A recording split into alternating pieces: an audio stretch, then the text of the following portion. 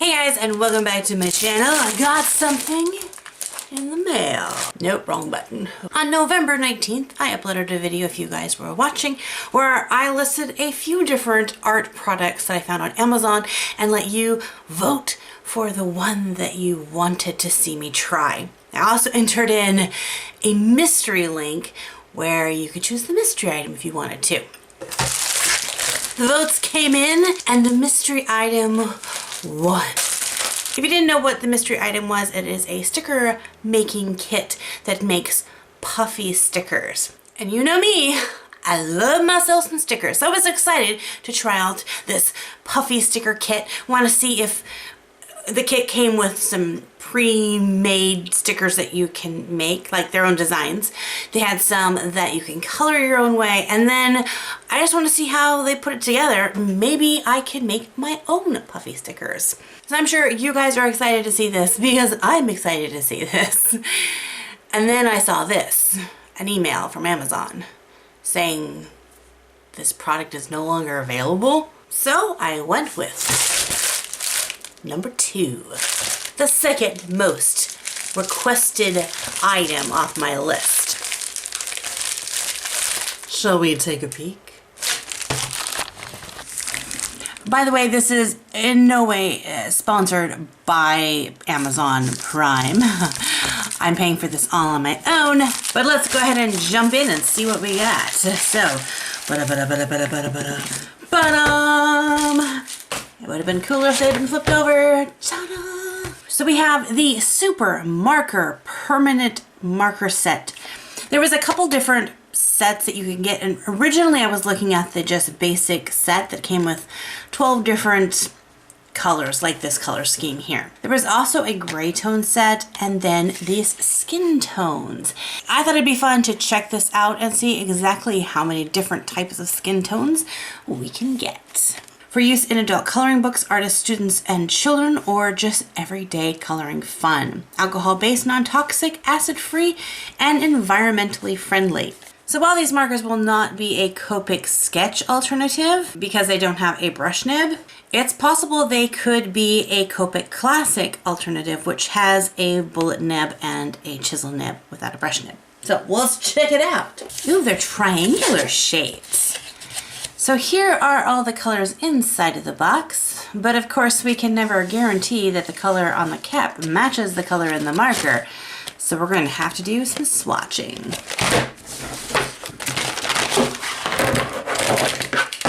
So first of all, this is the pin itself. It is a triangular shape, unlike the Copic Classic, which is a square shape, or the Sketch, which is kind of an oval shape, or the Chow, which is a circle shape. I do like this feature, one, because it doesn't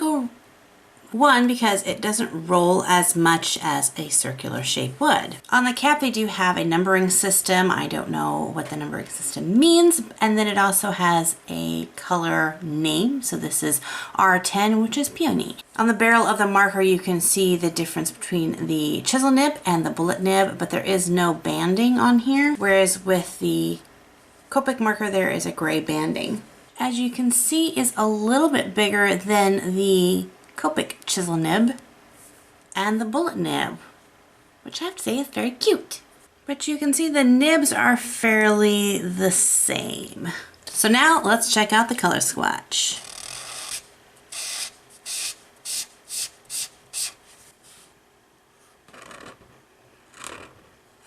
Overall, the color is nice. I don't see any streaks as I reapplied in areas, and the bullet nib works just like a normal bullet nib. Let's go ahead and work through the rest of these colors. So we have R4, which is a tender pink. R3 nude. Oh, don't look. And if this is a nude color, it got a bad sunburn. This is very hot pink. Also, I'm noticing this little browning going on in here. Not sure what that's from. Did not come out on here, but we'll see what that is. YR6, which is Cosmos. There was some flaking with the actual nib itself, but only just that one spot. And I do like this color. It's kind of a dusty rose. YR4 is Pumpkin. And boy howdy, that is a bright orange. EO4 is Cocoa. I feel Cocoa is already a little bit on the dry side, or is the ink is having a hard time getting through the nib. It just seemed to not come out as easily as everybody else, but it's a nice color. YR8 is Mahogany. So we have R2, which is a nude 2. So I'm now saying that this is a nude 3, so nude 2. Is there a nude 1? Again, having that staining on the actual nib, but is not coming out in the actual ink itself, which is good. YR5 is Sand, and E9 Mocha. Because I planned so well ahead, I'm gonna have to put these last two over here. E5 is Suntan, and the last one is Y3, which is Corn Silk. So this tip had a little bit of dark goobers on it, so it kind of, I don't know if you can see, made a little mess right there, but I think if I rub it around a little bit, I think it'll clean it off. So if you get these markers, you might just want to double check to make sure your nibs are nice and clean before you begin coloring with them. And there we have our swatches. I went ahead and separated them out in a couple of different sections. This over here being kind of my blush tones. These I guess I would consider being in the skin tone. Mocha definitely, Suntan a little bit orange, but the Cocoa, the Sand, the Corn Silk, and the Mahogany I think blended with each other or in shadows could be the skin tone. And then we've got Pumpkin.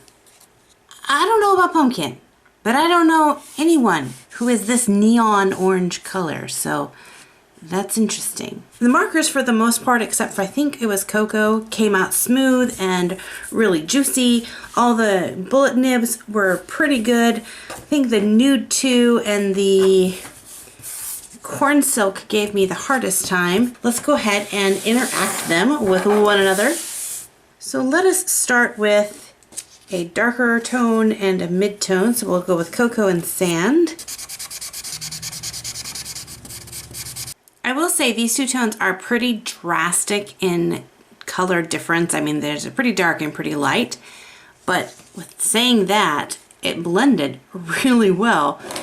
And that's with using a chisel nib. So let me see if I can match up these colors with Copic and get the same kind of blend with a Copic marker. That would be interesting. And there we go. It is a pretty even blend on both of them. If you are looking for markers that have a really good color and a blendable compatibility, but you just can't afford to make the jump into a Copic marker, these super markers seem to be a pretty good start. Again, I will say the one thing I love about Copic markers is the brush nib, but if you're not big into brush nibs and you don't care about coloring with like a bullet nib or a chisel nib, these might be a viable starter option for you, just at least to try out alcohol-based markers. I got this set of 12 for about $10, so that's less than $8 a marker. It doesn't say anything about being refillable. You know, this comes out, I think you could refill it. You could get some various ink from Copic and refill this with Copic ink. It might work. I have not tried it. So since I can pull that chisel nib out of there, that's definitely something I could try. So let me know in the comment section if you're interested in seeing if these are refillable using Copic various inks and how well it works. Obviously, we'll have to wait till one of these kind of dries out. So do I consider these guys a Copic alternative? No. I wouldn't say they match exactly with the quality of Copic markers, but are they a good introductory to alcohol-based markers? Definitely. I would say if you are not sure you want to get into alcohol-based markers, I would say this is a good brand to start off with. This one or Spectrum Noir. There's several others out there, but this is one if you can find it on sale or find a good deal. Well, I have to say, this was a fun video, not only just to create, but to anticipate as I was waiting for, you know, the votes to come in on which one you would vote for. So if you like this type of video and would like to go shopping again for me, let me know in the comment section below, and maybe we'll do a round 2 of you choose what art supplies I buy kind of a video. If you're brand new to my channel, make sure to hit that subscribe button so that you don't miss out on any future videos. And as always, God bless you guys, and we'll see you in an upcoming art video. Bye-bye!